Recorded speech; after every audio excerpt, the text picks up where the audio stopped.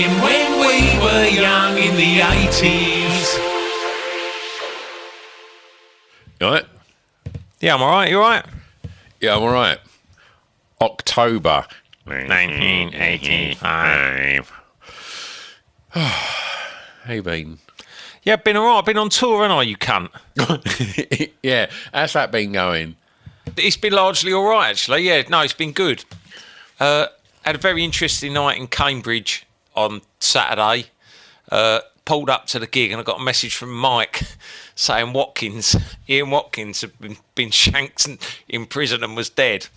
And So what did you do? Like just sort of pull Mate. over, have a chat with Mr. Gels and just say, wow, that's just made a little video and stuck it up on the socials. straight away. Yeah. Yeah. You want to react to these things, don't you? Yeah. What was it? Sort of sending your condolences to Yeah, fans to the of the rest Lost of- Prophets, and Sending me condolences to the rest of Steps. you got the See wrong what I Ian did there, Watkins, mate. Yeah. How's that been? Because I've noticed that you've been playing that with Mr. Gels. Yeah, Jules has been getting up every night and doing a bit of ukulele on it. Yeah, it's been brilliant. I think that's been the highlight of the set. People sing along. It's becoming like a fucking... I have to say, in the week running up to Watkins getting shanked, it was feeling like it's a bit of a fucking folk song. Do you know what I mean? Everyone sort of sings along and that. And then... A people's anthem. Yeah, the people's anthem. How did you manage to coax Gel, to get up on stage? He's normally quite reluctant to do stuff like that. Right, let me... Let me tell you, I've approached it. I don't want to fucking plot spoil, but I've got this idea for a video for Christmas. Right. And I said to him today, because he popped round to pick something up with us, right? I said to him today, oh, listen, I spoke to Mike, and he just went, yes.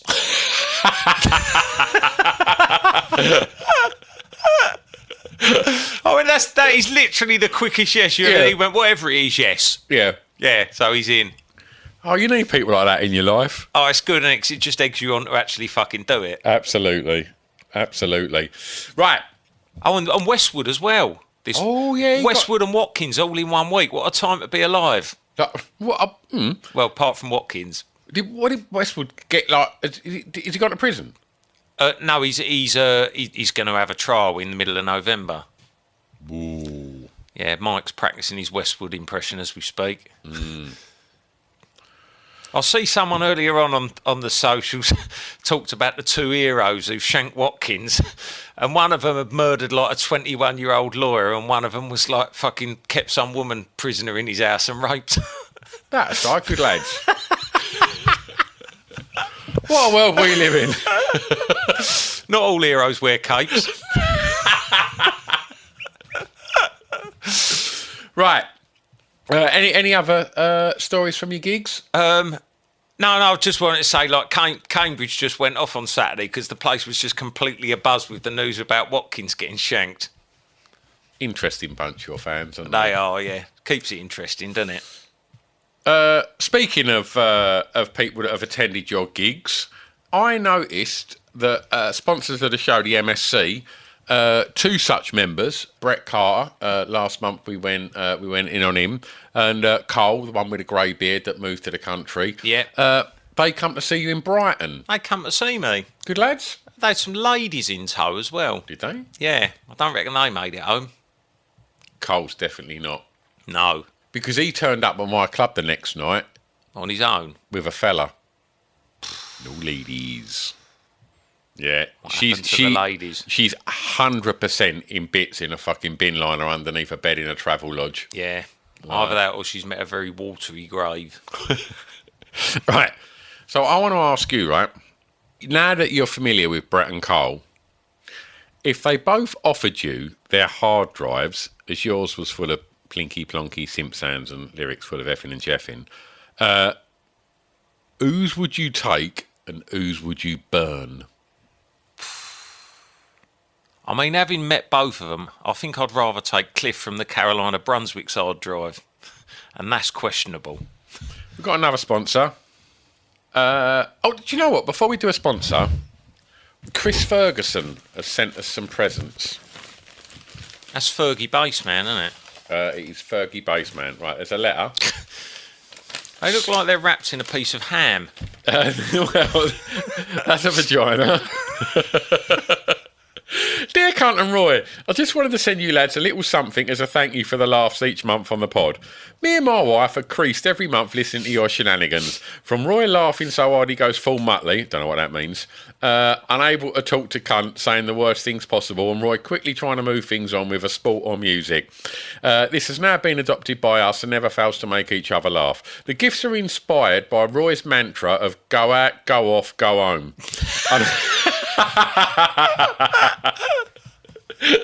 And I know you both like tattoos, so I've made you some temporary tattoos. Fucking hell, how good are they? And I've also made you both something to hang up in your respective sheds. I've wrapped them in a wank mag Kunt gave me in Newcastle.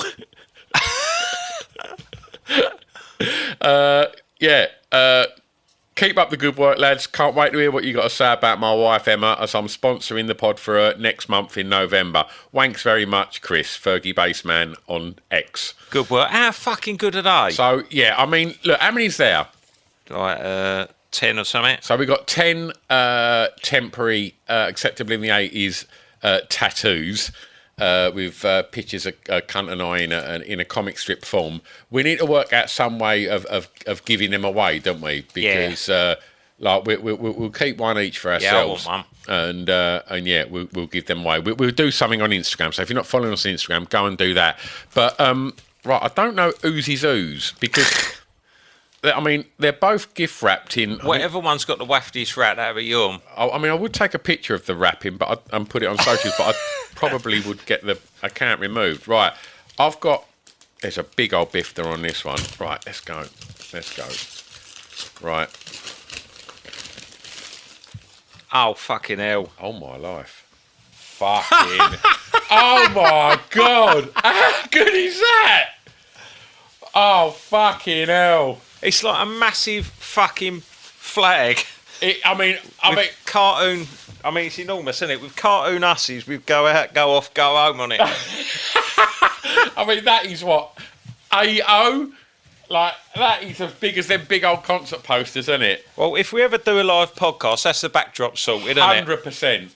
Oh, mate, that's fucking brilliant. Like, and I mean, I'll take the wrapping home and recycle that. Oh, that's fucking excellent.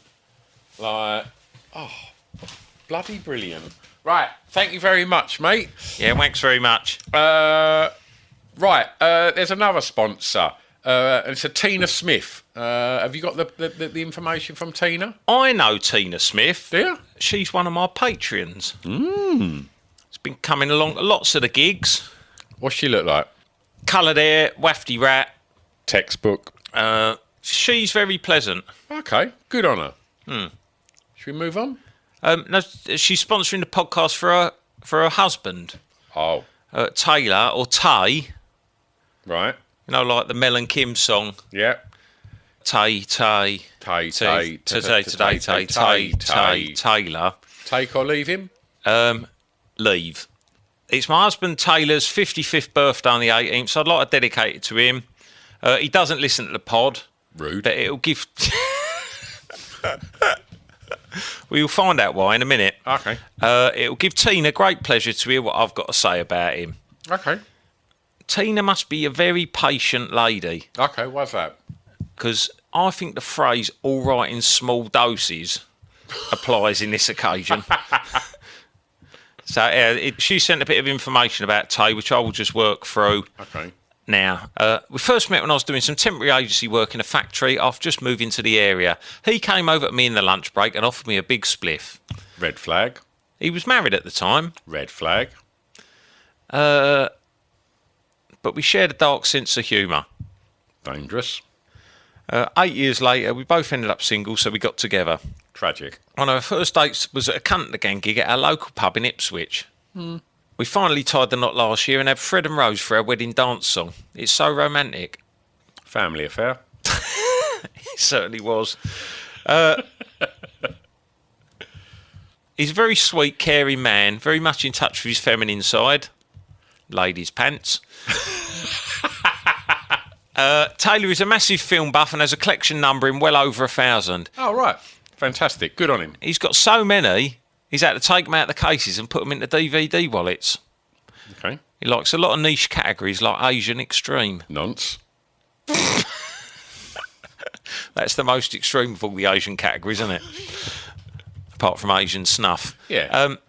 He's also into all things World War II related. Nazi.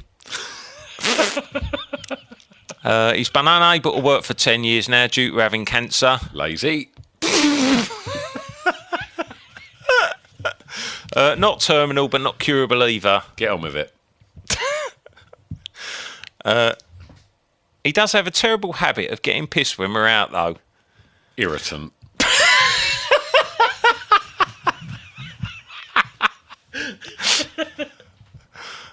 He used to be a keen rugby player until an ankle injury stopped him playing. No longer sucks cocks in the shower. He's a technophobe and he hates smartphones. He still uses an old brick with a keypad. It's a good thing, really, as he's banned from the internet because he has a bit of an uncontrollable porn habit. Do we need to add anything to that? And he tends to fill my laptop with viruses and millions of pop-ups if I let him anywhere near it. She's a very, very nice lady, isn't she? She's a very nice lady. She's very into animal rights and environmental activism. Lefty rat.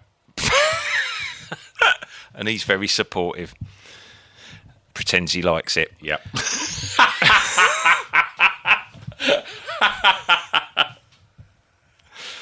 But he always lets me get on with it and make sure I've always got a pack up and a takeaway tea to keep me going.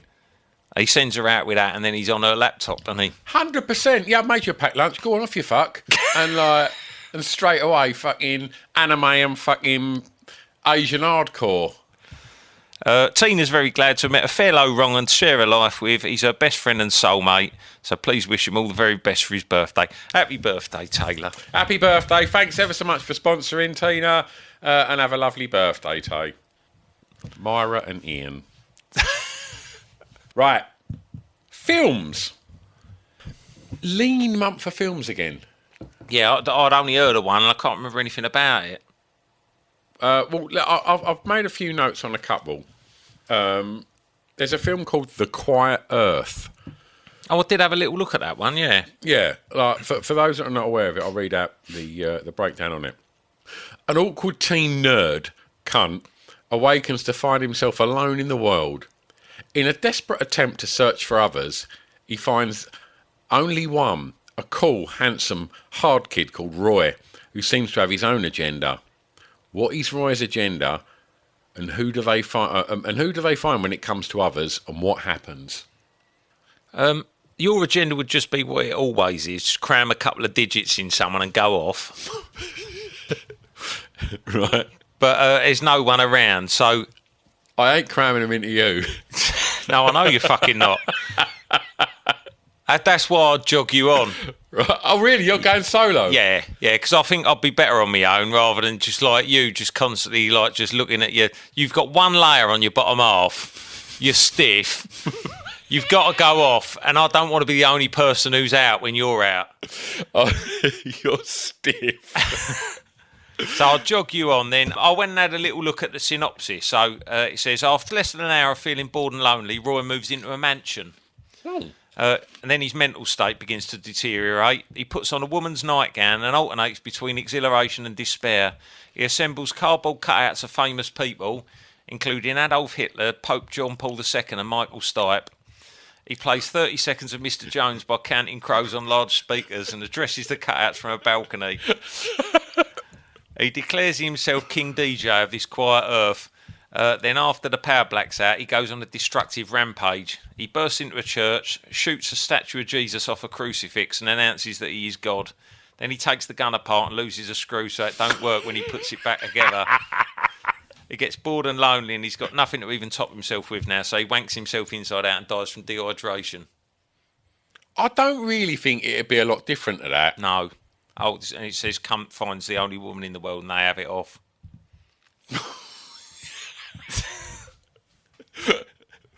You live happily ever after, Yeah. and I've wanked myself to death. Yeah. I've gone out and I've gone off and I've gone to heaven. Commando come out. Let off some steam, Bennett. Where's Sully? I had to let him go. A retired Special Forces colonel tries to save his daughter, who was abducted by his former subordinate. Familiar with Commando? Yeah, I would have had that on video, but I don't really remember much about it. I had it on Betamax, and I watched it a lot. Yeah. Is that why when we went out, you always went Commando? Right, I've addressed this. I've been listening to some older episodes, right? And you're starting to say this on every episode, that I went out wearing one layer. Listen, every time you mention the bird from the donut stall, you not having any pants on is going to get mentioned, all right? That's a fair trade-off. You even made up a little fucking card. Make up a cartoon of you with no pants on. I reckon AI would do that. No. I reckon if you watch Commando now, it'd be well shit. Yeah. It was just like big guns and muscles. Yeah. And, yeah, it weren't very good. I'll get a bit confused between Commando and Predator because you went out Commando and you were a bit of a predator. You look like your feelings had actually been hurt then. And a little bit like, stop saying that on the podcast in case they have a little look at me. I mean, that's a long and short of it. Because at the moment, you're really fucking fanning the flames of there being no smoke without fire. What went on in your car does not need any scrutiny now, does it? Thank God that got cubed down Roach's yard. Thank God I had 10 witnesses at the windows. Well, they've been dying off one by one. I'm the last one left. Right. There was also a film out. Let me put my glasses on so I can read this like an old cunt. Right. They're nice in glasses, and I know. Shush. You say it every time. Film out. Compromising Positions. Whoa! Yeah, I know. Right, you ready? A local newspaper delivery boy, Kunt, Hello. notices when delivering papers in Tilbury that handsome aspiring footballer Lee Antonio seems to regularly get caught in compromising positions with 80 celebrities. Kunt can't resist getting involved in an investigation to find out what are the positions and who are they with. Right. I've done a little bit of an investigation into this. All right, as you were. Go on. Elizabeth Shue. Lee banged Elizabeth Shue. Yeah. Missionary. Did he? Yeah. Christy Brinkley. Yep. From Behind. Yep. Molly Ringwald. Mm-hmm. Reverse Cowgirl. Mm-hmm. And Marilyn. The Wheelbarrow. You're going to get a message from him about that, aren't you? He was really upset that he left his seed in Rusty Lee when we spoke about that. We went out with Lee the other night, didn't we? See Trevor Horn do a talk in Chelmsford Theatre. Wasn't it good? Yeah, it was good, wasn't it? Yeah. I bumped into some listeners. Oh, yeah. Yeah, had a little chat with some listeners, which was nice. Trevor Horn was great, wasn't he? Yeah. All right. I like hearing old blokes talk about what they did in the music business. It's fucking great, isn't it? There's nothing better than listening to, like, fucking sad old men talking about the 80s. Yeah. But he weren't talking about his aches and pains and stuff, was he? He was talking about the 80s. Do you think, like, I try not to talk about ailments. Like, it's a slippery slope, that, isn't it? Yeah, there is a lot of ailment talk. I've got a new game. Oh, have you? Yeah, Roland's Rats. Right. Ready? That's not a new game. Well, I know. It's a new instalment Yeah. of an existing game.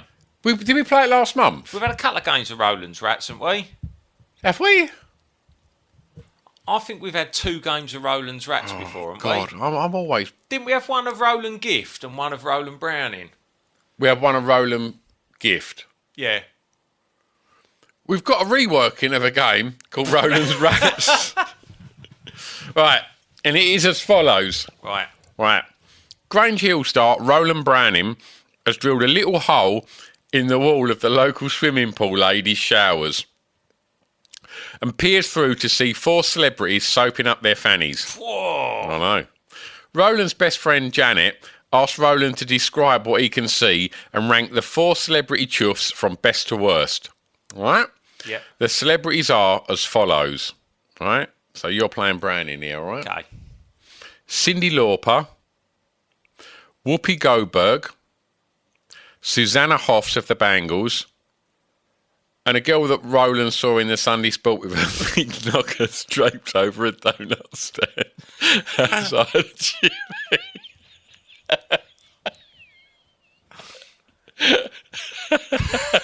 And there we go.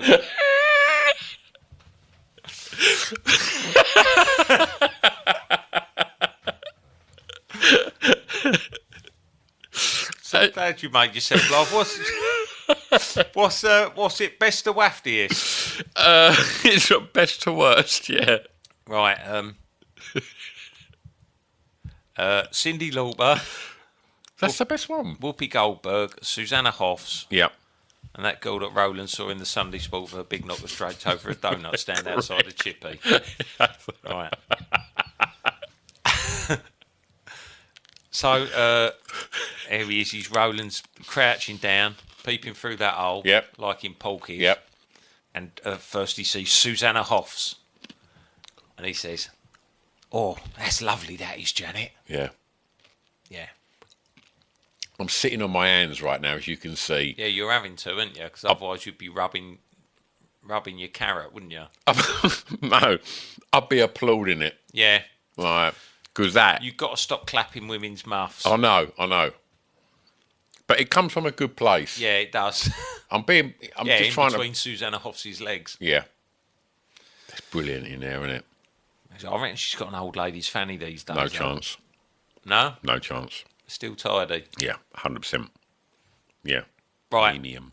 Next up, Whoopi Goldberg. Yeah? Yep. I reckon Roland's kind of crouching down. He's looking through. Whoopi's just taken her nun's habit off. Yeah. She's soaping up her flange. Yeah. And Roland says, "Well, Janet, Google AI overview says it's inappropriate and widely considered racist to describe a black woman's vagina as Turkish delight, and that describing any person's anatomy using a food item in a sexual context is generally offensive and demeaning. But it is the 1980s, so I'll just say it's full of Eastern promise." Whoopi Goldberg. So you're left with Cyndi Lauper and the girl that Roland saw in the Sunday Sport with her big knockers draped over a donut stand outside. Slim pickings, isn't it? So I reckon Roland's crouching down. He's looking through that little hole. He's rubbing the front of his trousers. Yep. And he's saying, "Core, Janet, get a load of this. It's Cyndi Lauper. It's hairy. It's unkempt. The inner flaps are dangling down low, and she's got a piercing through her clip box. That's a wacky fanny." Yeah. It is. It's a chaotic mess, isn't it? Yeah. Yeah. Absolutely. Idiosyncratic muff. Yeah. Completely. So we're left now with the girl that Roland saw in the Sunday Sport with her big knockers draped over a donut stand outside a chippy. Oh, Janet, that's a mess. Like her donuts, it's big, it's jammy, and it's dripping with oil. She was only trying to help him. Bit off more than she could chew, Janet, with that, didn't she? Yeah, massively. Music. I was waiting for that. Right. I'll tell you what. Let's kick things off. Do you want to read out the top 10? Yeah. Right. Okay. Go on. How does number 10 is Jan Hammer? Hang on. What? Oh yeah, of course. How does number 10 Jan Hammer, the Miami Vice theme, go? Every time I go to think of it, I just think boo boo boo boo boo boo boo boo boo boo boo boo boo boo. That is it, isn't it? That's Tubbs's theme. Oh. Was it a little bit more like? It was like a little bit more. Yeah, it's just a bit more upbeat. Oh, I always thought it was that one that you just done. No, that's the. Have you Tubbs's played theme. it? No, because I deliberately didn't play it because I thought you always know all the theme tunes. You Googling it now? Yeah. Miami Vice theme is called Crockett's theme. Is it? Right, let's have a look.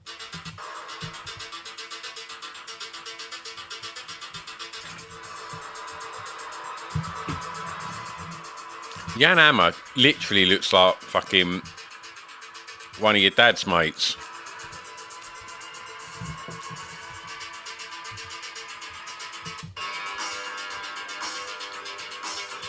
Not one you can sing, is it? What? Stop holding up Nudie playing cards. That's worse than nudie. No, it's Rudy. I was in Coventry Right. at the weekend. Oh. And do you remember Ben, the wrestler, Yep. who gave us the Frips Privilege mugs? Yep. He brought me along his retro pack of super hard porno playing cards. Rude. Jesus. Whoa. Before we even... Physical. Is that sponsored by Everlast? Yeah. All right. Don't know if Mike Ashley saw that before he bought the brand for Sports Direct. No. And we should also shout out, we received some more comics, didn't we? Oh, yeah, we've got some more comics from AntonioGura.com. Absolutely. Discount code WANKCOMIC. I mean, if you like your comic books, buy one because they look fucking cool as fuck, but they're very, very, very rude. If you like to see someone who looks a bit like Viv Stanshall from the Bonzo Dog Band licking out someone who looks like Harold Shipman's wife, then these are the comics for you. That's quite the advert there. Right, so at number 10, the Miami Vice theme. Yeah, I'm still none the wiser as to how it goes. No, I ain't. Yeah. It's not as good as boo boo boo boo boo boo boo. Number 9, Billy Idol, Rebel Yell. Do you like Rebel Yell? I do, yeah. I think I prefer White Wedding, given, if you know, a push. Have we had this conversation? Yeah, we have. Yeah, but we have the same conversation every month. Oh, yeah. When the Madonna! I think that's way better than White Wedding. Yeah, well, that's what, you know, it's a game of opinions, isn't it, music? There's no hard and fast rules. More. More. It's a good name, isn't it? Billy Idol. Billy Idol. Yeah. That's like one of them old school names, though. Isn't Yeah. it? Like, you know, the 60s managers would have given you. Absolutely. Number 8, Simple Minds, Alive and Kicking. Ba la la la la la la. Whoa. There's a wall. Yeah. Oh, it's just a bit of a wall. I isn't it? messaged you, didn't I? That we've been doing all our own melodies, and considering like our favourite bands all involve madness, What one we'd was it? overlook. Whoa, for the wings of a dove. Yeah. Yeah. Great Wings for Dove. Number 7, Madonna, Gambler. Sing that. The Gambler. I see it in your eyes. Gambler. Isn't it? I don't know. I can't remember that one. Is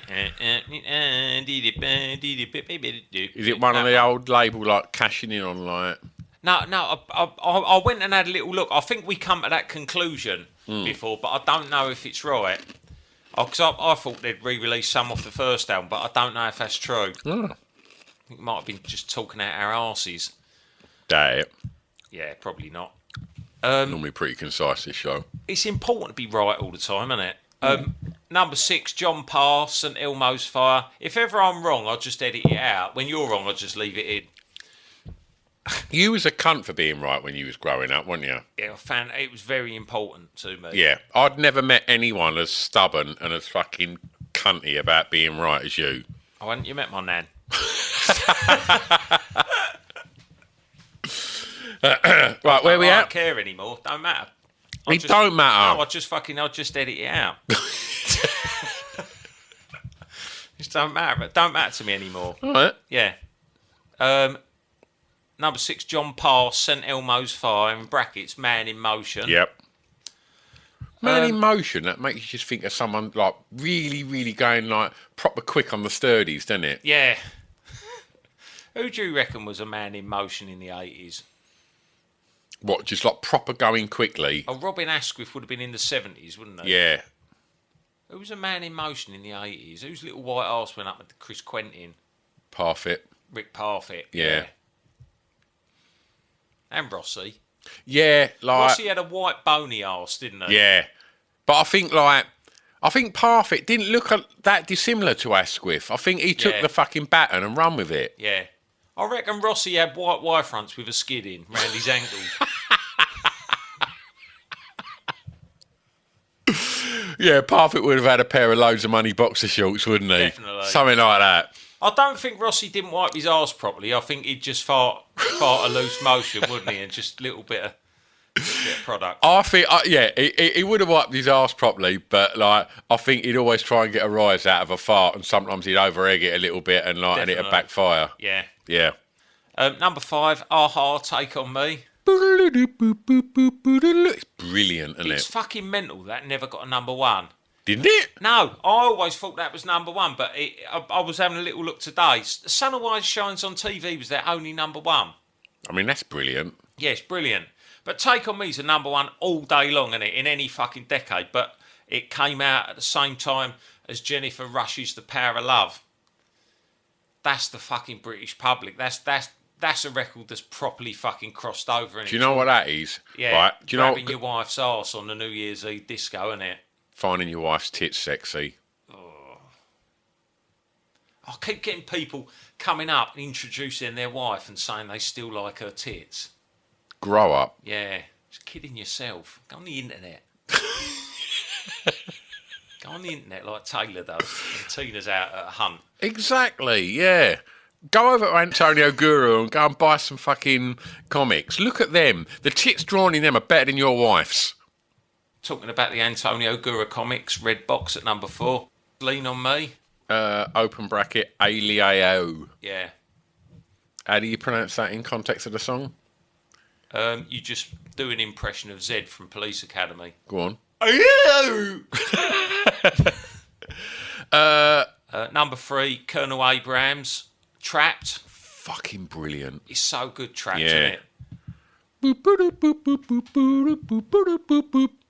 I reckon it was one of like the precursors to house music, didn't they? That's what they're saying now. Oh, it's fucking brilliant. He Like, penniless though, didn't they? Colonel Abrams.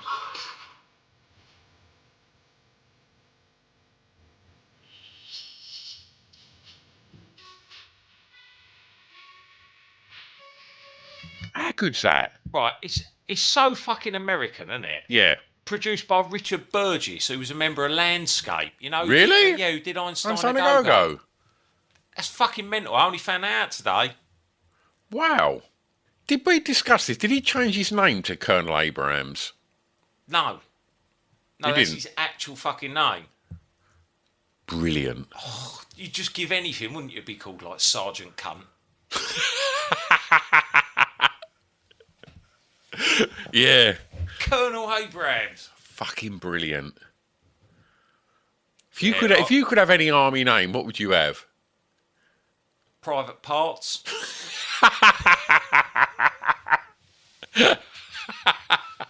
General Middy. Yeah. Oh, fucking brilliant. Yeah, I love Trapped, and do you know what? He was serious, Colonel Abrams, He was wasn't he? serious, wasn't he?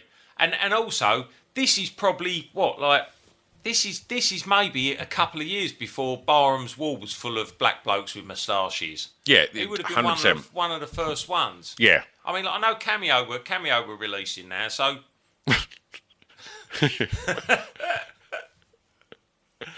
Yeah. But he was like a pioneer of the kind of the box cut flat top style moustache combo. yeah. And I don't know, maybe because he didn't have the codpiece, he was seen as being more serious than Cameo. Yeah. Serious man. He was a serious man, wasn't he? Yeah. He ended up in serious bother as well, ended up homeless. I don't think the army had a duty of care towards people in them days. Nah. Where were help for heroes when Colonel Abrams needed them? I'd put a fucking cross on a roundabout for Colonel Abrams. Mate, I'd stick a score in a fucking, Yeah. like, a little just giving bag if it was going to Colonel Abrams. It's just coming up for November. Wear your poppy and think of Colonel Abrams.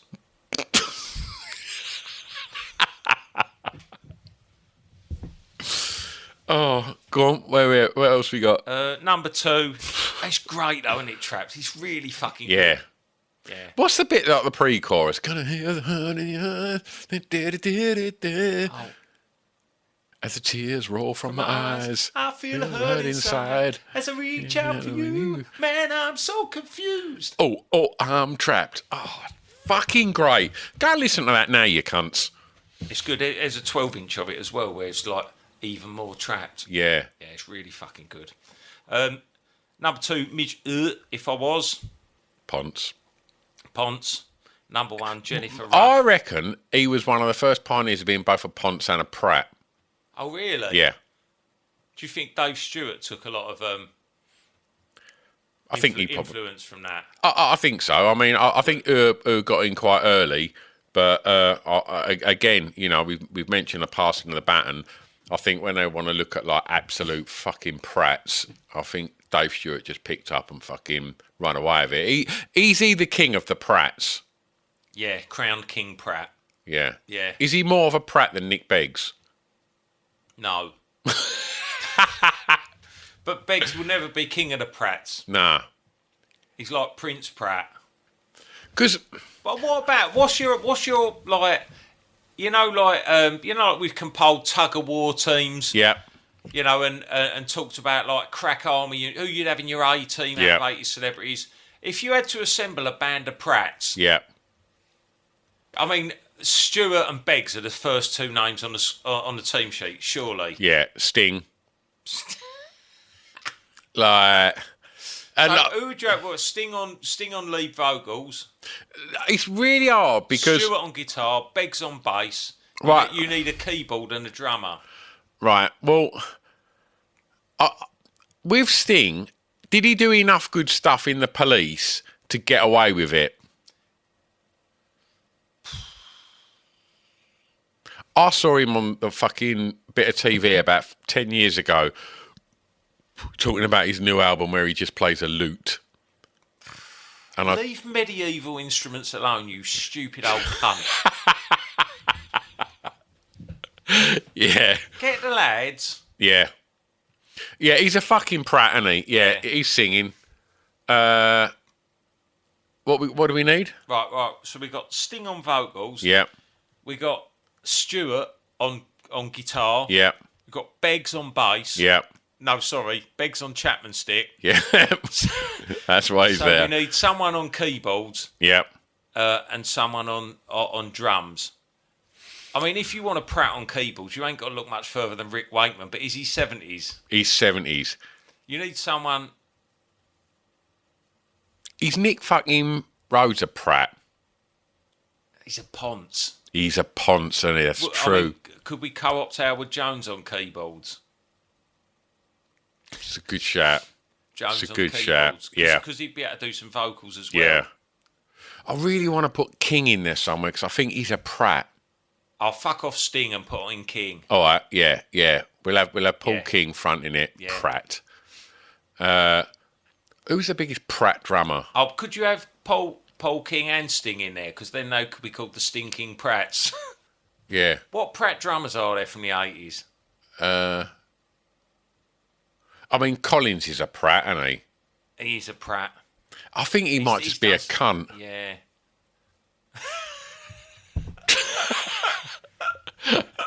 The level of concentration on their faces. I don't know. What drummers were there that had ideas above their fucking station? You know. No one should know who the drummer is. No. Any drummer that wants to be known, I think, is a bit of a Pratt. Yeah.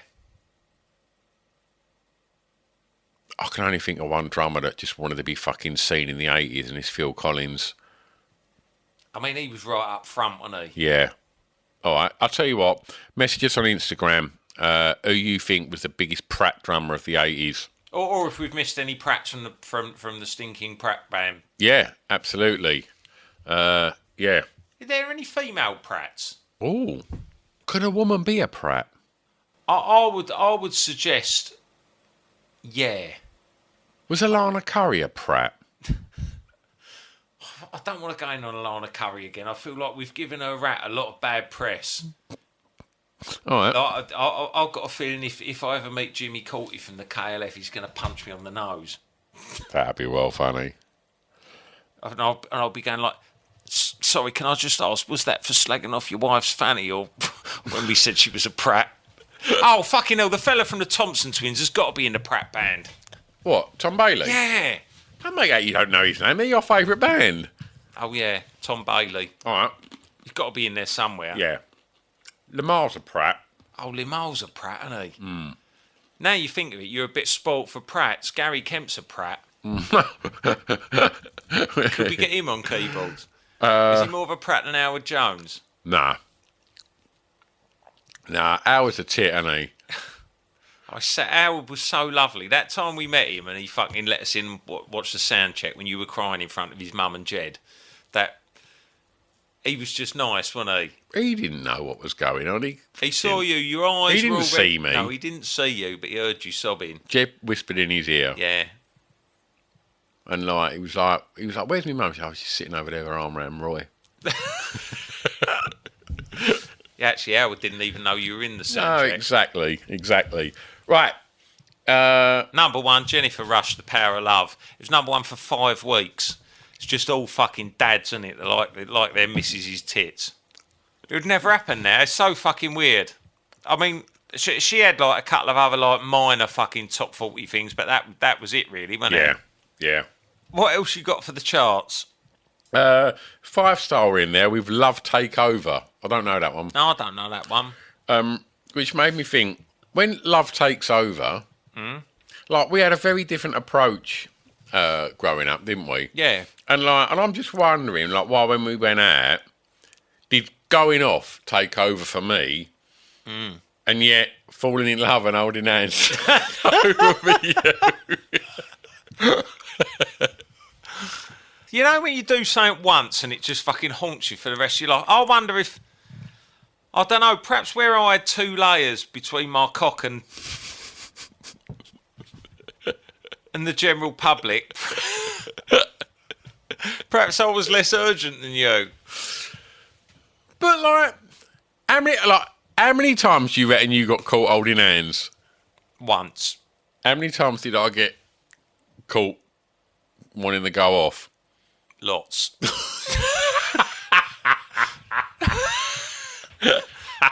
You had to go off. Like, every time we went out, you had to go off. Right, let's nip this in the bud because you're starting to get really comfortable by going, honestly, it was a problem. Every time we went out, you had to go off. You did.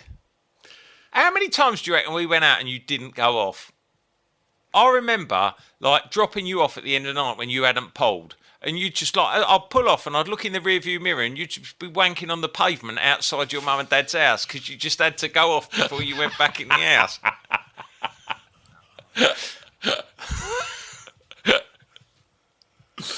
Oh, fucking hell. Right, I'm going to say some places and you tell me whether you went off there, right? All right. A toilets. Yeah. An alley. In a nightclub. Yeah. In your car.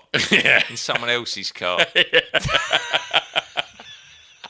Field. Woods. That's where nature took its course. Park. Yeah. So I left me pants up in a tree. Shelter. Lay-by.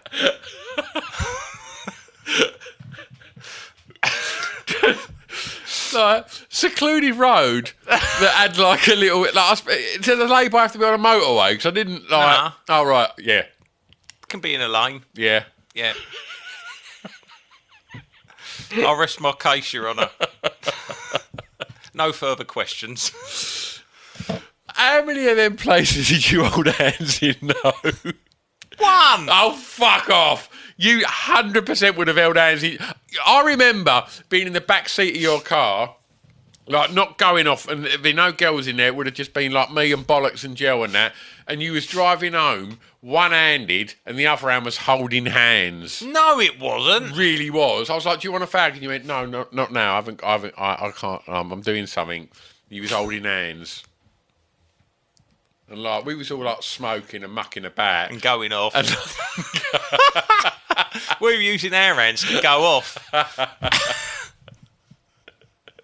You were holding hands. We were all using our hands to bring each other off. Me and Jill once went out with these girls, and no, we didn't go out with them. We was in Southend, in this pub, and they lived like one of them lived on like the estate. Yeah. And we were like, "Can we have a lift back?" And they were like, "Yeah, all right." And I think we knew that we weren't going to pull them, so we just thought we'd muck about. Yeah. And they were driving, and I remember like... I hope you're not going to have your dinkles out. No, quite the opposite. We tucked them between our legs and we was just looking at each other's little pretend minges and laughing at each other. And every time they spoke to us, we was speaking by just like via the means of raspberry. So Jill just kept playing raspberries in response. They really didn't like us. And I think in the end, I don't think they ever knew that we just had our little fannies out in the back, but we did get asked to leave, and they didn't find it funny that we were just mucking about rather than... That sounds like I'm not going to go off, so I'm just going to be a fucking cunt. But what else are you going to do? No, exactly. If you're not going off, what's the point in making an effort? Yeah, have a little bit of fun when you're going home. Yeah. What else you got for music? Do you know, I heard The Slightest Touch by 5 Star on the radio the other day, and it was fucking brilliant. How's that one going? Slightest touch and I go crazy with desire. Oh, yeah. It's really fucking good. They've got good songs. Yeah. Can't wait another minute. I really like. I watch, there's a channel on YouTube called something like Bubblegum, and he does like sort of slightly sarcastic takes on, you know, the story of 80s bands, and there was like a 5 Star one that was, I mean, it's really fucking bleak, the 5 Star story, isn't it? Yeah. Yeah. Stedman's no longer with us. Rest in peace. No. I think their dad was a right old cunt. Right, number 30, The Cure, Close to Me. Boop, boop, boop. Have you heard that too much to like it? No, it's one of the ones I've heard the least. Oh, really? It's brilliant, that. Yeah. 37, King. What's your favourite Cure song? That. Is it? Yeah. What's yours? Just Like Heaven or Pictures of You. I like the slow, miserable ones. There's lots by The Cure that I like, but none really that I really love. In Between Days is excellent. Yeah, it's excellent, but I don't know whether it's too chipper. Like, for me to really like it. Just Like Heaven's fucking excellent. They got loads. Boys Don't Cry is an excellent song. They got loads of good singles. Yeah, they've got loads of good singles. Lullaby's good. Why aren't they as good as the Smiths? Well, I mean, that's for debate, isn't it? You don't think they're as good as the Smiths? No, I don't. Because their songs ain't as good.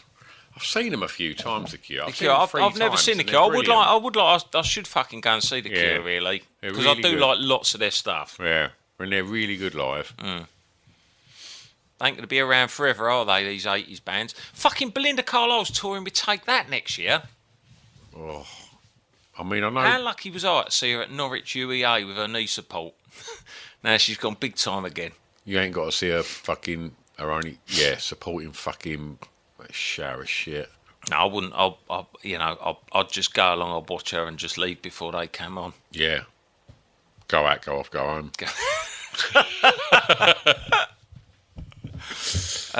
Number 37, King, The Taste of Your Tears. Pratt. He's a prat. That's good, that one. Yeah, I like that. Really fucking good, that. That was it for him, wasn't it? Yeah. Yeah, I think it was actually all over and done with after that. Yeah. And what a brilliant name, Porkin. Gonna Porking, Dad. That's one of the sexiest names, isn't it? Roger Moore, Paul King, Edward Woodward. Yeah. 3 hold-ons for the price of one. Yep. Porkin. He's Porking more. No, it's not as sexy as Edward Woodward. That's fellatio and 3 erections. Yeah. It's got a couple outside the top 40. Number 58, Hazel Dean. They say it's going to rain. You always mention Hazel Dean. Well, that's because she don't get in the charts that much, and I just really fucking... I like that one. It's really fucking... It's got an African chant in. They all had African chants then, didn't they? Yeah, African chants were like a staple of the 80s, weren't they? What's your favourite African chant in a song? It might be Erasure. It doesn't have to be like that. Yeah. Nimbali Nimbali. What other ones are there? What's the Mama say, Mama sa, Mama makosa. Yeah, that's the Yeah. bit I want to be started. Is that what I want to be saying? Yeah, Wanna Be Started What was the Something. Lionel Richie one? What Lionel Richie one was it? Is it All Night Long? Oh, I mean, he does the whole of All Night Long in a weird kind of like cod Caribbean accent. If a white bloke done that, it would be Mike Reed's UKIP Calypso. It's weird how he adopts that Jamaican accent for All Night Long. Oh, yeah. Lionel Richie, it's like he's heard a Bob Marley record and it's taking What's it back to his your roots. favourite Lionel Richie? I don't know if I really actually fucking like anything that Lionel Richie's. You know, like I don't know if I really actually love anything that Lionel Richie's done. It'd be like Easy, or I reckon probably. What about you? Easy's brilliant. Like, don't get me wrong, I do like Hello. Hello. Hello. Hello. I would like to hear someone do it with a parrot though. I like Endless Love. Oh, really? No, I don't like I that. like Endless Love. Was that someone else originally? Was that fucking... Did they do the original of that? Don't know. I thought it was always him and Diana Ross. Yeah. What was the one she did with Marvin Gaye? Did she do one with Marvin Gaye? No, Tammy Terrell. Oh, that's what I'm thinking, yeah.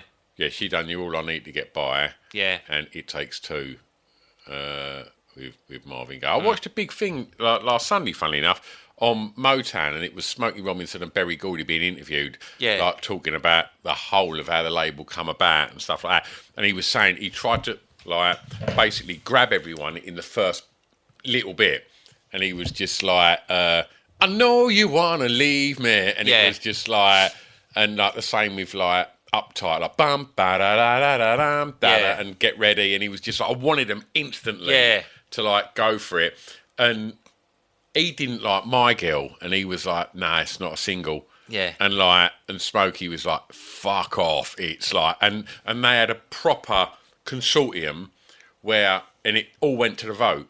Yeah. Like on everything. Yeah. Like on singles and stuff like that. And everyone was like, it's fucking amazing, My Girl. And like, and then obviously he went with the, you know, the majority vote. I was with Berry on that. Don't like My Girl. My Girl's brilliant. It's fucking excellent. Oh, what was that on then?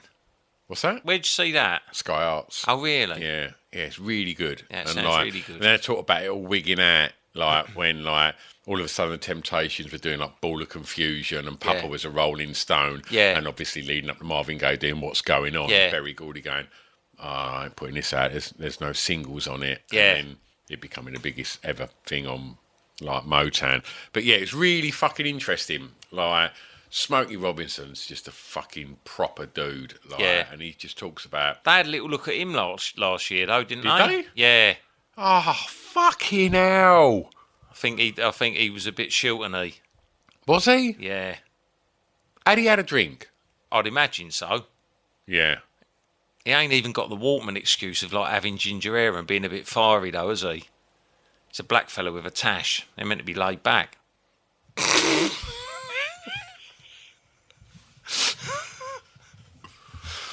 Oh, I don't want to hear that. Who said that? His missus? No, it was on fucking BBC News. No, made a complaint. Oh, was it like a few of his housekeepers and stuff? Oh, blah, blah, blah. Tears of a clam. Right. Okay. I listened to a lot of stuff when I'd done that.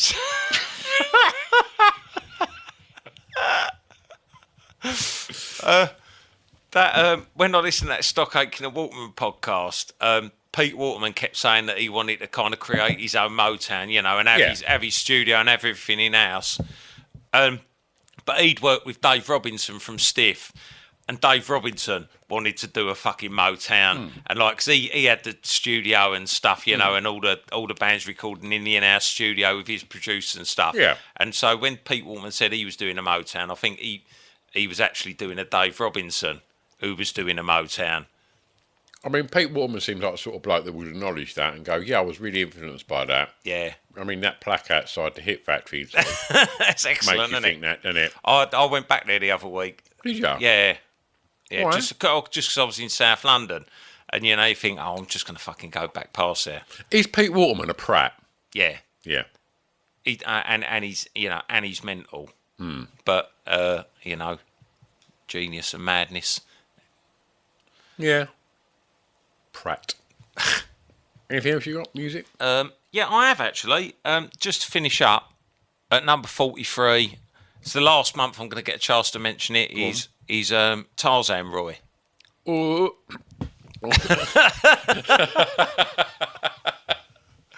So, in the spirit of Tarzan Roy, Yep. if you were a feral child raised in the Congo Basin by the Mangani great apes, instead of a troubled little boy who showed off raised by a lady called Carol and a robot,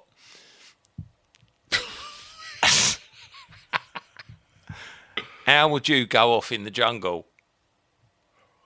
I think, like, I'll be wandering around in my little loincloth, just sort of seeing, like, you know. Just a loincloth. Yeah. One layer. Yeah.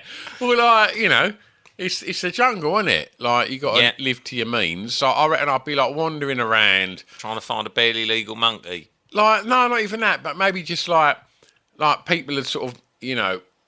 There's no people. All right. You're the only one. Well, I'd be like. Who's going to help you go off? Well, I think, like, I'll just be looking around for some, like, wank mags in the bushes in the jungle. All right. Well, it's just you. There's no people there. There's no civilization. What animal are you going to go off on?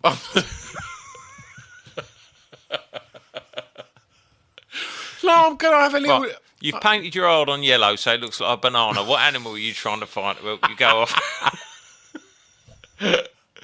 Oh no! Like, why have I got to fuck a monkey? You want to fuck a monkey? What's the matter with you? No, I ain't gonna fuck a monkey. I'm gonna Right. climb a tree in my little loincloth and fucking stick it between a pair of coconuts.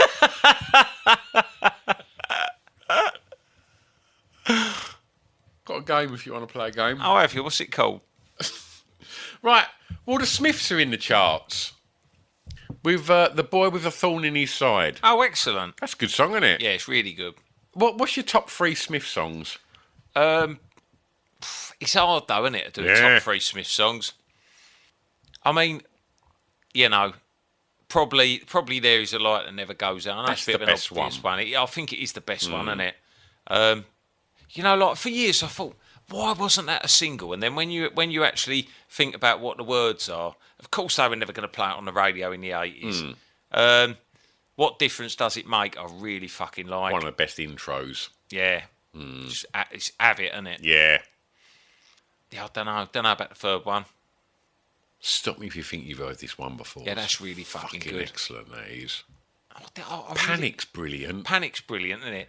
Yeah. Panic's one. Big Mouth Strikes Again's brilliant. Girlfriend in a Coma's brilliant. Yeah. Ever Knows I'm Miserable Now's brilliant. Do you know what? Maybe it is.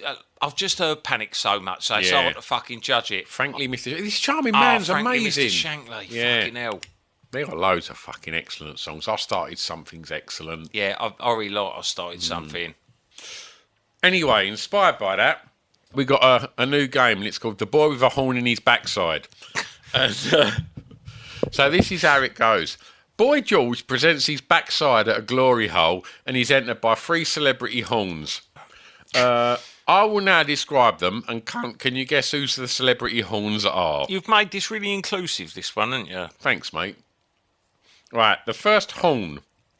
Right, so I'm gonna sort of present this as if I'm Boy George, right? He has entered me with military precision. It's so big, I can't move or escape it.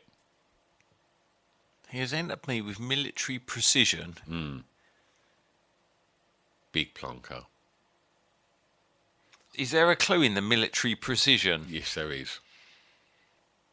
But he's got a big plonker. I mean, I wouldn't focus on that. That's a given. I'm just going to have to go. He's in a uniform. He's well endowed. Moses Hightower. No!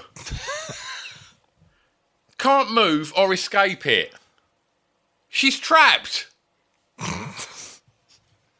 God's sake! It's Colonel Abrams. Oh, Right, okay. of course it is. I did get a black fella with a tash. Oh, well, yeah. Any like, half points? well, no, you can have half a point then. Right, he's pulled out and he's left, right? There's no point in anyone else turning up. We'll find out why. Right. The next one. Right. Very baggy foreskin. Right, very baggy. Foreskin. Now, George thought it'd be good, but now he just wish he went down on it. Very baggy foreskin. Very baggy foreskin, like a snud. Correct.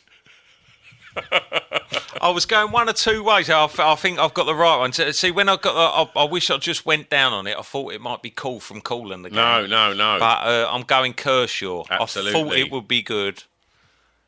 Yeah, no, I wish I just went down on it. Absolutely correct. 1.5 points out of 2 points. So this is your third clue for your third person that has turned up at the Gloriole to be service. It's turned up to service boy George. Right, he used to talk to me, but he doesn't now. I must be too old, as he seems to like the younger ones. Is it Kitty doesn't live here anymore? Cliff Dickchard. Correct. Oh, you done well there, mate. TV? Yeah. Have you had a little look at the TV links I sent you over? Yeah, it just fucking got the old member berries going. There's some proper good stuff on. Yeah, you got fucking Wide Awake Club, Yep. Saint and Greavsie, 1205. Fellas. Yeah. Who were the biggest fellas in the 80s? Because obviously we've discussed Waterman, haven't we? And like, he was a fella, wasn't he? Asquith, I'm thinking 70s. Yeah. But was Greavsie one of the biggest fellas of the 80s? I think Greavsie was the first person to have a laugh about football. He liked a pint, didn't he? Yeah. He did. I think he liked the pint a little bit too much. Have you read his book? No. Yeah, he ended up in AA. Oh. He did like a pint. Oh, thoughts and prayers to the Greavsie family. Yeah. But he looked like a fella, didn't he, Jimmy Greaves? Yeah, he was a he was it was great, Saint and Greavsie. I Yeah. used to really fucking look forward to Saint and Greavsie. Because Ian St John was a straight man, wasn't he? Yeah. And you could tell that Greavsie was a liability. Well, Ian St John would just be pissing his fucking pants Yeah. at Greavsie's the stuff he said and his antics. I weren't obsessed with football then, but I liked it. Yeah. But I loved Saint and Greavsie. Yeah, they just made it really easy for you to fucking watch football content. Unfortunately, the people that followed them were cunts like fucking Tim Lovejoy. He's a cunt, isn't he? But like, the good thing about Saint and Greavsie was they were a laugh and they'd played football. And I don't think they were like career-driven like TV presenters. I don't think they would have munched off a producer for a fucking next series. That was just good, wasn't it? Yeah, I think Greavsie had obviously just had his ups and downs with the booze and that, so he was just happy to fucking be having a laugh with fucking Ian St John. Yeah, pint in the LWT bar. No one couple of needs shots. to know. Like, yeah. Yeah, brass down an alley, and then back home to the family.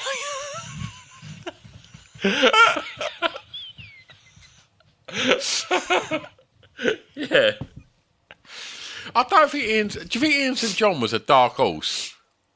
No, he didn't have a brass. He was in a cab. Was he? He's like, come on, Greavsie, like, I'll drop you home. Nah, it's all right. Yeah.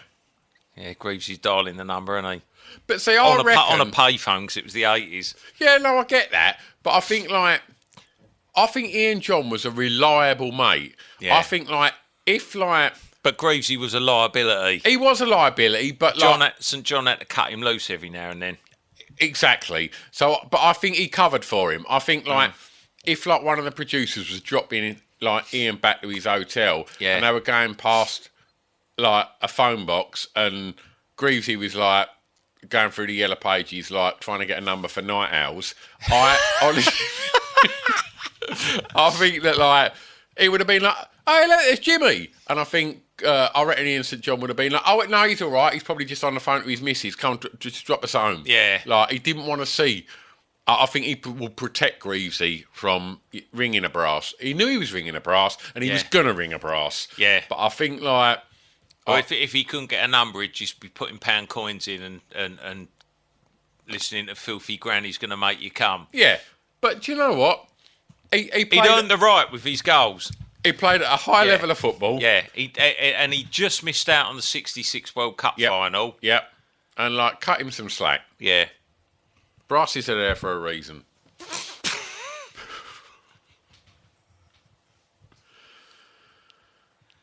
12:30 was the Brassies are there for a reason. He'd had a drink. Right. I can't wait to read your book about culture. Brassies are there for a reason. Drinking culture of the 1970s and 80s.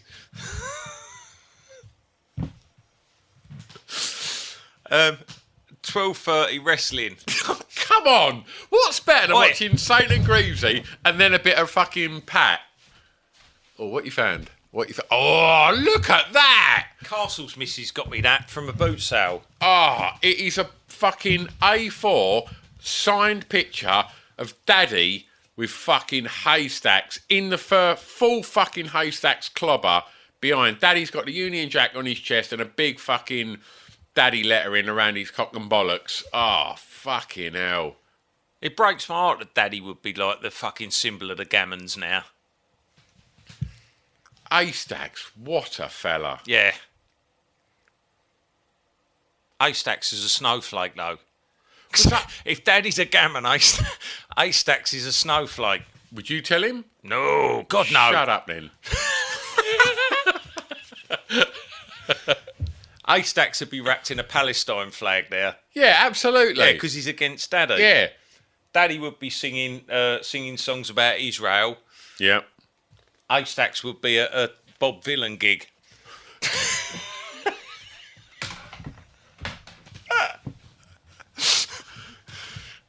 What come on after wrestling? No. A giant haystacks at a Bob Vylan show. Fucking hell. Right. Followed by Airwolf. Yeah. Do you know what? I've been looking at Saturdays, right? It is a day for fellas, isn't it? Yeah. Like, I don't know what the ladies are doing on a Saturday, but like the cleaning the house.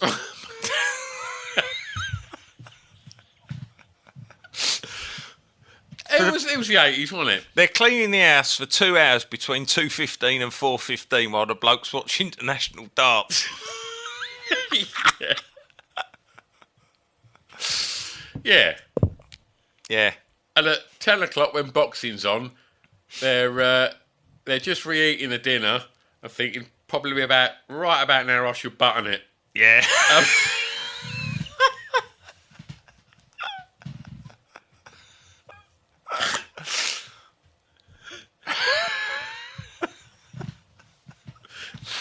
He works hard.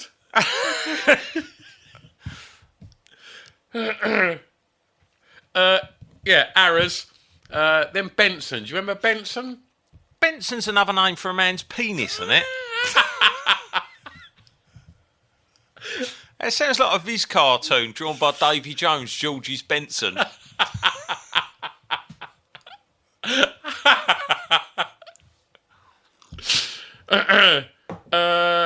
Then you get your football results. Yeah. It's fucking brilliant. That ultimately is around that point that, the Paul's coupon's being launched across the room, isn't it? Yeah, exactly. The news, wait for it, for 5 minutes. Brilliant. The news should be a maximum of 5 minutes. Exactly. Yeah. And blockbusters. And while we're on blockbusters, Go on. Did you watch blockbusters? Yeah. I don't remember it being on a Saturday. I remember it being like a Monday, a Friday thing. I think it started on a Saturday, and then I don't know if it then just seemed to be like a weeknight thing, like. No, because on a Saturday night he'd have been gigging with Jerry Rafferty, wouldn't he? Oh, of course, yeah. Yeah. While we're on the subject of blockbusters, I have rustled up a little game. Ooh. Cockbusters. Right. So if you can tell me the owners of these 480s celebrity mini cocks in a row, you get a line and you win the Cockbusters Championship. I'm going for a gold run. Yeah. Right. Well, I mean, I haven't done a gold run, but yeah, you're going for a hypothetical gold run that won't happen. Let's play Blockbusters. Right. Sorry, let's play Cockbusters. Cockbusters. Right, first one. I should have known better than to describe my cock as massive. Jim Diamond. Correct. There's too many stems, too many helmets, making too many problems, and not enough muffs to go round. Tell me why this is a gland of confusion. I'm thinking Collins, but I'm going to go Rutherford. Phil Collins. Yes, well done. It's Phil Collins. Rutherford's got a big dong. I'm after mini cocks. Oh, of course. We've discussed he's got a big plonker on him, hasn't he? Yeah, that's no use in the play park.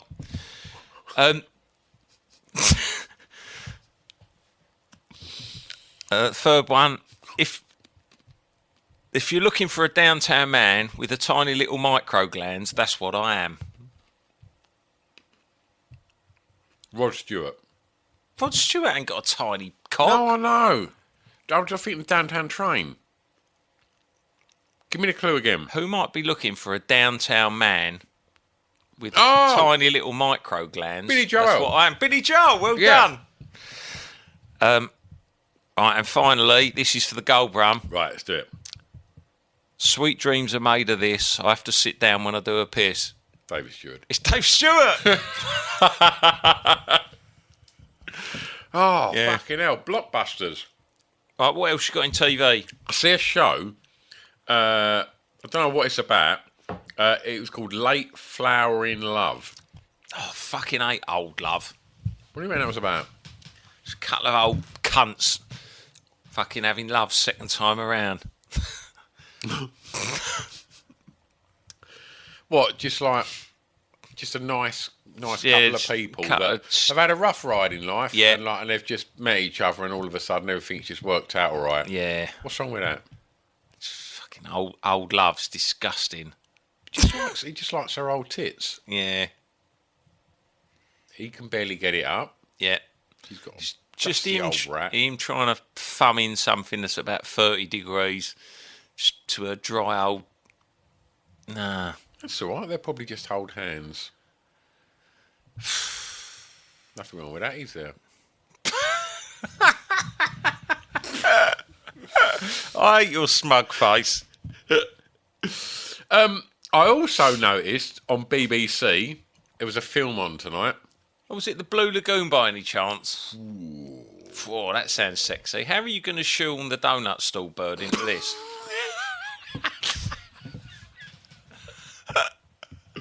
Can I just say before we do anything else, Brooke Shields. Fucking 4.5. Right. Let me just go on IMDb and find the Blue Lagoon. Right, here we go. What's it say? Right, the Blue Lagoon. The girl from the Chippy who had her tits draped over a donut sign and cunt are shipwrecked on a Pacific Island paradise with the ship's cook and all-round proper fella Roy. Why are you always a bloke in it? This ain't my words. Oh, It's IMDb. Sorry.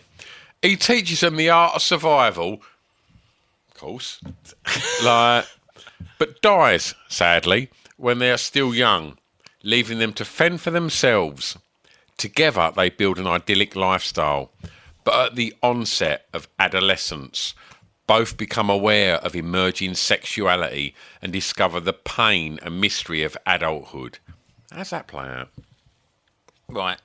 So she starts to put on a bit of timber, and I accuse her of starting up a donut stall elsewhere on the island. Then a little baby pops out of her wafty chuff, and it looks just like you. You just had to go off, didn't you? So I have to spend the rest of the time on my island watching a mini replica of you sucking on her bangers looking smug. So I've literally gone off and gone to heaven. Yeah, you've gone out, gone off and gone to hell. Right, I've got a new game. Right, go on then. The Wide Awake Club was on. Okay. So in tribute to Mallet, and Michaela Strachan. I've got this gang called the Wide Awake Club, right? So, the following celebrities are away on a holiday with their stepsister. Step. In bold, step. Yeah. She's bold. And a lot of them are nowadays. No. Bold italics and underlined. They're on holiday with their step-sister. And when they arrive at the hotel, they realise that there is only one double bed. So they have to share it. The following celebrities can't sleep. And also happen to have full erections. And notice... That is one of the main causes of insomnia in men. Is it? Yeah. So this is medically precise. Yeah. Right. Okay. And also happen to have full erections and notice their stepsister's nightdress has risen up. Do they wake them up and poke or wake them up and talk? Now, cunt. I'm going to throw 4 celebrities at you, and now I want to know, are they going to poke or talk? The first celebrity in the Wide Awake Club is obviously going to be Timmy Mallet. He'd just stare at it and have a little wanker wave. Yeah, absolutely. Your next celebrity who can't sleep in bed with his stepsister is EastEnders cafe owner Ian Beale. Now, Ian Beale appeared quite boring on the surface of things. That's correct. But Ian Beale was displaying quite sexualised behaviour from an early age, after often being strapped in his car seat in a lay-by watching his mum nosh someone off. Absolutely.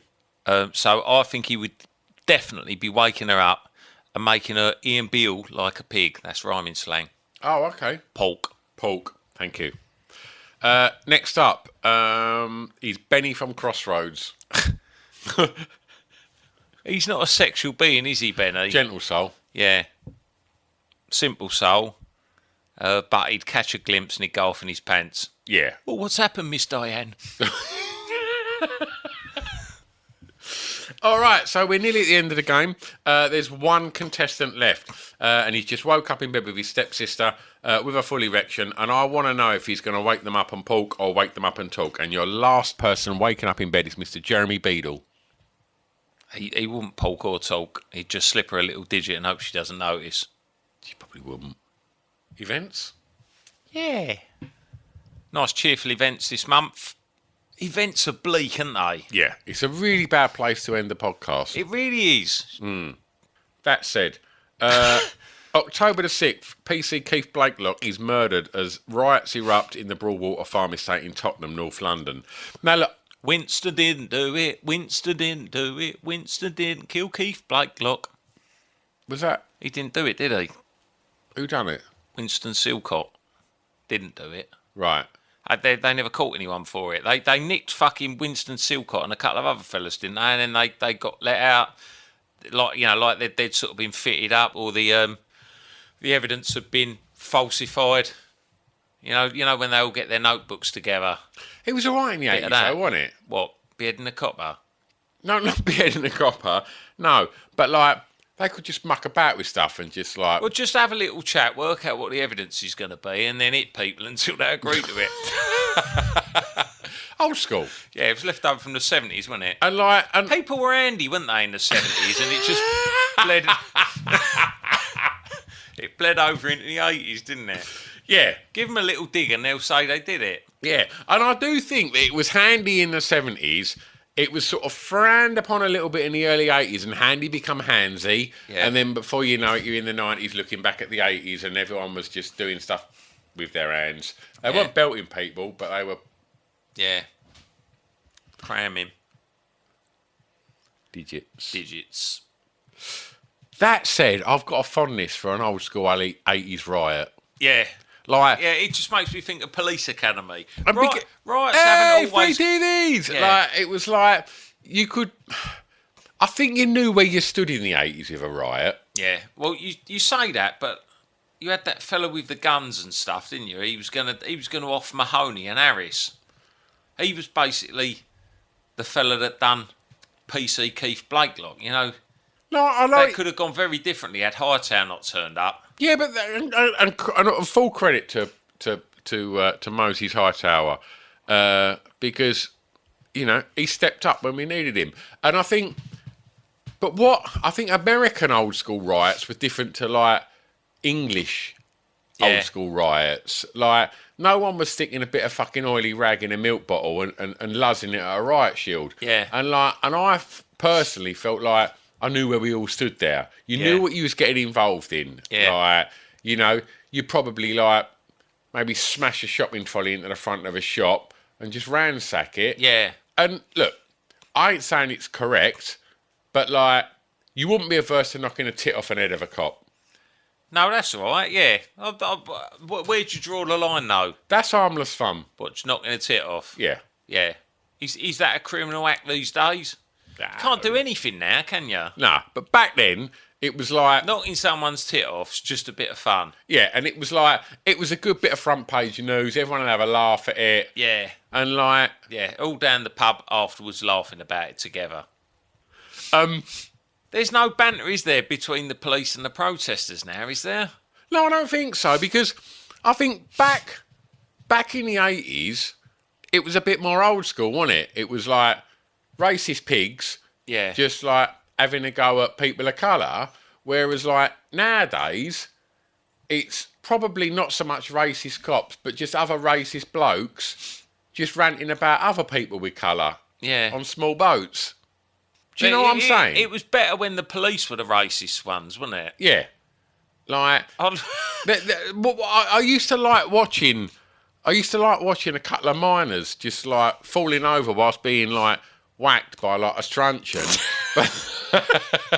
but you knew they were going to get up and give it back. Yeah. Because back then in the 80s, you could belt a copper and get away with it. Yeah. And then in the 70s, when miners were getting whacked by a truncheon, it was just like in a green room at the BBC, wasn't it? In fairness to the BBC, they put a lid on it. They had some big carpets there, didn't they? And someone was there sweeping every day. Yep. Well, I'm glad we cleared that up. It's just thrown up more questions, really, isn't it? If you got any answers, message in. October the 27th, Hurricane Juan ravages the US Gulf states and the East Coast. Hurricane what? Juan. How would you pronounce that? Yeah, like you just did the second time you did What it. did I say the first time? Hurricane Juan.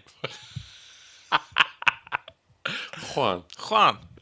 Ravages US Gulf states and East Coast. 49 die. And so, hurricanes again, like things like that in the 80s. Yeah. Were like, we didn't have to worry about hurricanes, did we? What No. did we have? Quicksand. White dog shit. Strangers. Yeah. And like, so I want to know if we were like walking into Graves on a Saturday in 1985 Yeah. and someone just drove past and shouted out, like, there's an hurricane, it's coming now. Like, what are me and you doing? How do you think it's going to play out? Have we got our chips yet? Not yet. Go and shelter in Mumfords. It's the whole thing framed around just so you can eat some chips. Well, you don't want to. You don't want to go in before you've had your chips, do you? Like, I'd be a little bit more worried about my own safety than chips. Yeah, but hurricane's not like a nuclear war, is it? Like, a hurricane will come and go and then you get to see your mum and dad afterwards. Whereas, like, if it's a nuclear war, you have to get home whether you've had your chips or not. Right. All I know that's going to happen, right, is you're going to walk out of Mumford's with your roundabout face on and the wind's going to blow your chips out your hand, No, right? well, and then I'm going to have to take you home to your mum and just go, he's had an accident, he's dropped his chips, he's been crying all the way home. She's going to pop you in your gym jams and tell you that you're allowed to stay in her bed tonight. Oh, I'll tell you what would happen is if we left Mumford's Right. with... If someone told me there was a fucking hurricane coming, I'd be like, right, I'm buying soup. I remember lots of times when you didn't have chips and I had chips and, like, you'd spent ages choosing what chip you were going to have. I don't like vinegar, I'm allergic to it, aren't I? You ain't allergic. You ain't allergic to vinegar. What happens when you have vinegar? Like, just get a funny taste in my mouth, mummy. Vinegar don't make you show off. no, It's E numbers.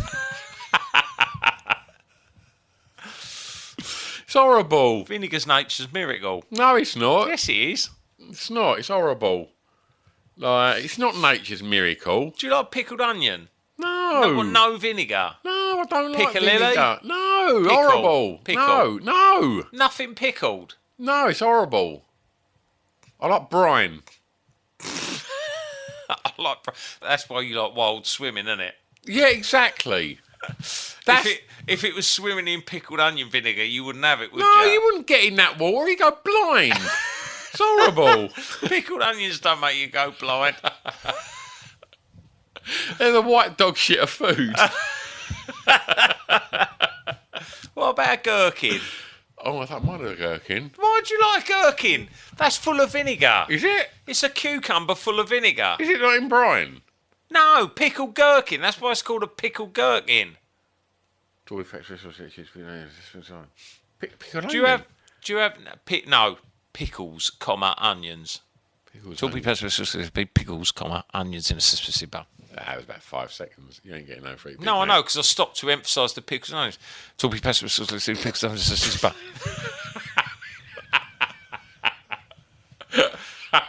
Tom to Pissler. Fucking hell. Oh dear, oh dear. Royce robe. Is it that time? It was really horrible last time. People are blissfully unaware that Willis was Mr. Gelsey's family pet for his whole life. And you made me fuck it to death.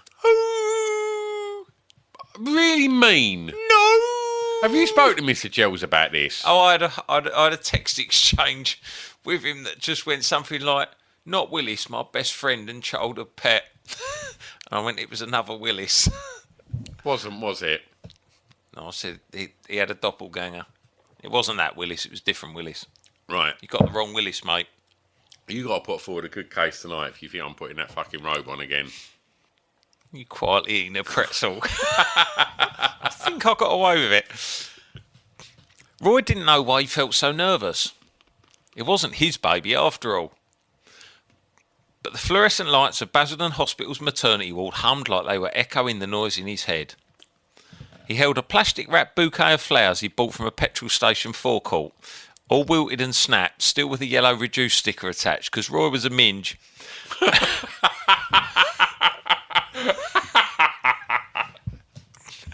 And he didn't have enough attention to detail to think someone receiving the gift would spot the sticker. Mr. Gels met him outside the room with tired eyes but a smile that somehow made it all seem worth it. "He's sleeping," Gel whispered. "Him and his mum." Roy nodded, stepping inside. The room was dim and warm. Gels's bird, who he didn't really like but he'd knocked up and was making the best of it, lay in bed, their newborn baby tucked on her chest. A soft beeping from a monitor was the only sound. It felt sacred. "Can't believe you're a dad," Roy whispered. "While you were riding around on your bike wearing a helmet, I was using my helmet to make a kid," Gels chuckled, rubbing his eyes. All of a sudden, a matron came in. A large-chested, sour-faced, dried-up old shit cunt of a woman.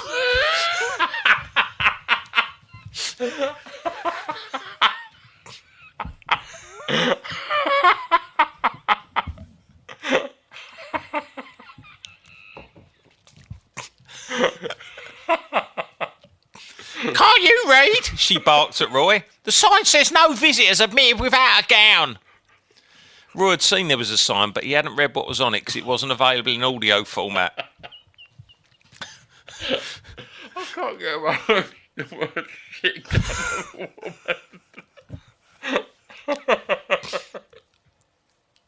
"Sorry," Roy said. "Where do I get a gown?" "We've run out," said the hatchet-faced nurse. "You can't be here in the ward wearing just a white vest and green check shorts. Especially ones that look like they've got semen stains on. You'll have to go and wait in the corridor until someone brings a gown back." Roy traipsed dejectedly out of the ward until suddenly he remembered what was in his bag. His dad had asked him to pick something up from the dry cleaners. Roy opened his bag. In it was a sort of smoking jacket, maroon in colour with a black trim,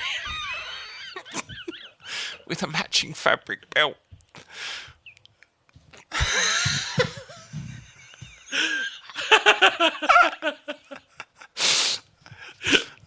The jacket stirred something in Roy.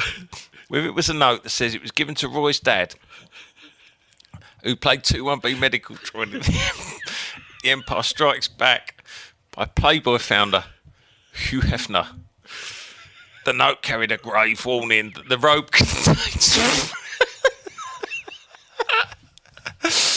The note contains mystical powers, and anyone wearing the robe will not be able to control their sexual urges. Roy screwed the note up and threw it away because reading was for bookworms. And all through his life, he always knew best and never listened to anything anyone told him, even if it was for his own good.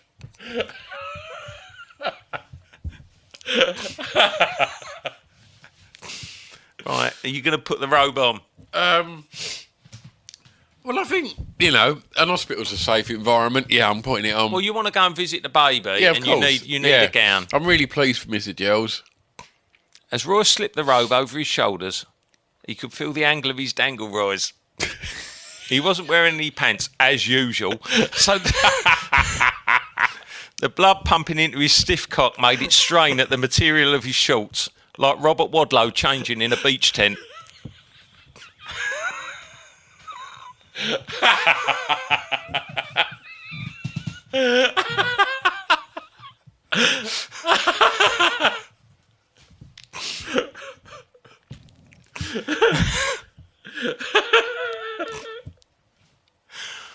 As Roy turned to re-enter the maternity ward, he saw through a crack in the door the ageing matron bending over to pull a bit of toilet paper which was stuck to her shoe. For a second he tried to resist, but the robe had taken over. Oh, no. In a flash, before you could say how's about that then, Roy was free of his shorts and buffing his shiny tip against the fierce nurse's back passage. The elderly healthcare professional attempted to shake him off, but this just... Elderly healthcare professional.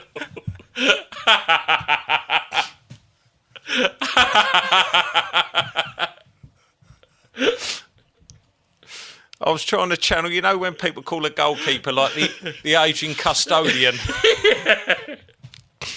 But this just made Roy more determined, and he locked onto the back of her. He hoped that he'd be able to dip in and use some juice from her slot to facilitate his entry up her whoopsie. But her fanny was so arid, that just wasn't going to happen. So before Roy knew what was happening, the robe made him go down one of them yellow bins and fetch out a used dressing, which he slapped up her crack and enabled him to enter his shaft up her poo chute. In the struggle, a tray of test tubes fell off a desk and landed with a smash. Two attractive nurses appeared to see what the commotion was, and within a minute, both of them got a stroke in each hole off Roy, who had a cock so stiff it just wouldn't go down, even though he'd spunked about 4 times already, and usually he'd have got his record boxes and gone home ages ago.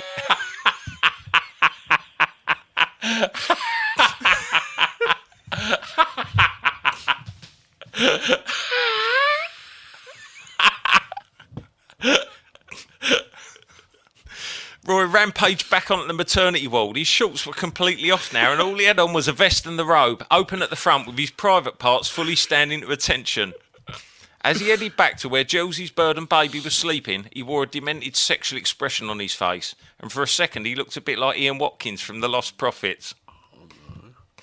He entered the room, cranking his wank shaft up and down in a frenzy.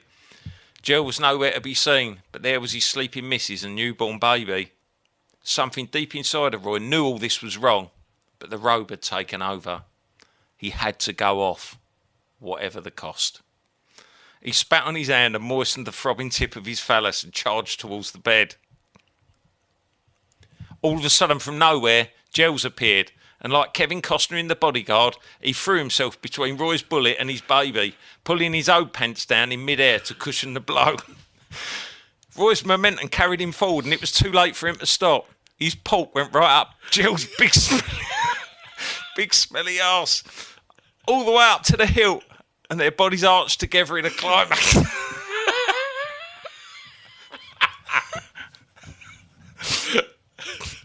As this happened, Giles managed to get hold of Roy's robe and pull it off, and the friends collapsed together in a heap at the bottom of the bed, amongst the stink of Giles' badly wiped arse. After a moment, Roy came round to see Giles looking in all the cupboards to try and find a swab to mop up Roy's seed, which was which was dribbling out of his massive bumhole and all down his leg. Roy stood up to find baby and mother still asleep. He sheepishly pulled up his shorts and turned to Giles. "Sorry about that, mate. The road made me do it." "You've gone off. Now go home," said Giles. "I got you these," said Roy, brandishing the flowers. "You left the yellow sticker on," said Giles. See you in November. Fucking hell. Remembering when we were young in the 80s.